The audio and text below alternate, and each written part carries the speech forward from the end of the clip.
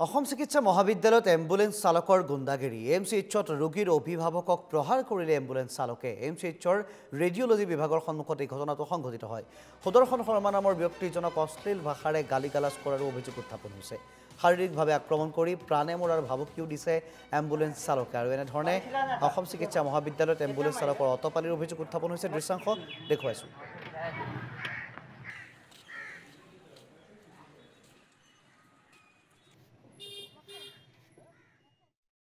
তেওঁ মোক বেয়া শব্দ এটা ব্যৱহাৰ কৰি পেলাই কৈছে সেইখন নাই দেখা নেকি বেয়া শব্দ কৈছিলে মই সেইটো কাৰণে একো নকলো মই তেওঁৰ ফালে মানে খঙেৰে চোৱা নিচিনাকে চালো কোনো অৰ্থ নোহোৱাকে বেয়া শব্দ ব্যৱহাৰ কৰি মোক কেলে তেনেকে কথা কৈছে মানে মই সেইটো দৃষ্টিভংগীত মই তেওঁৰ ফালে চালো তেতিয়া তেওঁ কৈছে মোৰ ফালে কি চাইছ বুলি কৈ কথা নাই বতা নাই আহি মোক একদম পূৰ্ণ হত্যা স্বৰ এটা সোধাইছে মানে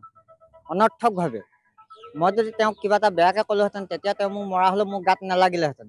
কিন্তু তেওঁ মোক বেয়াকে কোৱাৰ কাৰণে মই তেওঁৰ ফালে চালো আৰু তেওঁ মোক কৈছে মোৰ ফালে কি চাইছ বুলি স্বৰ এটা মাৰিলে